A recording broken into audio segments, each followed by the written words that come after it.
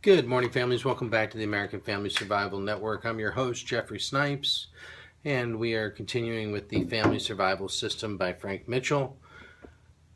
The makeup of your family and how it affects your preps. Clearly, a family comprised of two adult parents and multiple infants will have to plan differently than one comprised of two adult parents and multiple teenage children. Even the loss of one adult parent in the equation, either due to illness, death, or being a single parent, changes the equation somewhat. This is because your ability to survive a disaster is due in part to a variable known as manpower. Don't confuse this with having to do solely with the male sex.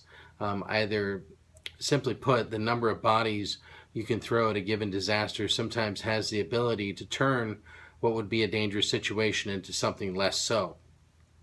As an example, a healthy two-person couple in their early 40s with two teenage boys is practically like having four adults in terms of the sheer power of what the group can fight, farm, hunt, run, or build. Contrast this situation with that of a single mother with a 9-month-old baby and a 2-year-old toddler. The outcome to most any situation will be vastly different. The crux of this problem is that one usually doesn't get to choose the makeup of his or her own family. As the common saying goes, you can pick your friends, but you're stuck with your family. This is why the survival strategy for your situation needs to reflect your family's situation. Your preps are going to be different than, say, the Duggars and their 20-plus children. While this might seem obvious in retrospect, it obviously isn't realized by most survival writers who tend to create one-size-fits-all guides. Everyone's family is different, and each situation will need to be examined individually. So single parents, young child or children, single-parent households are extremely common, and sometimes it's unavoidable. Since you're a single parent, you need to constantly keep watch over your young ones, but you can't do that 24 hours per day. Your prepping strategies need to focus on bugging in, staying put and hunkering down during a disaster, and employing passive security measures on your residence.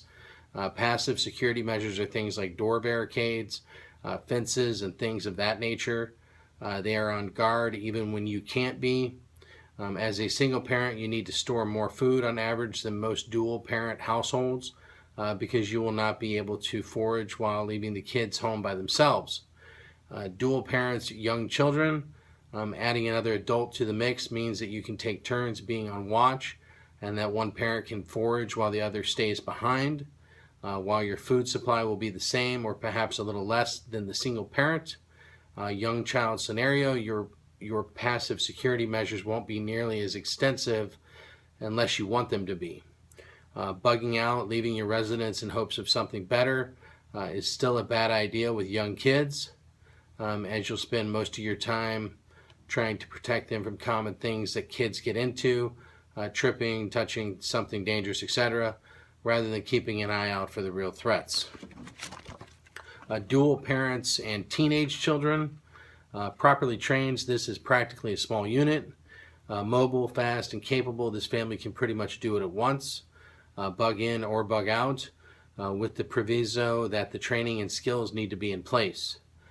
Passive security measures coupled with active security measures, things like roving patrols, lookouts, and a good communications network means that there isn't much that can surprise this family.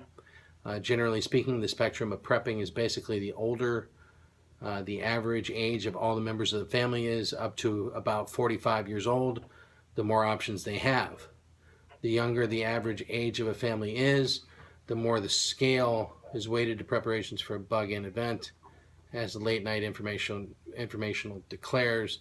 However, but wait, there's more.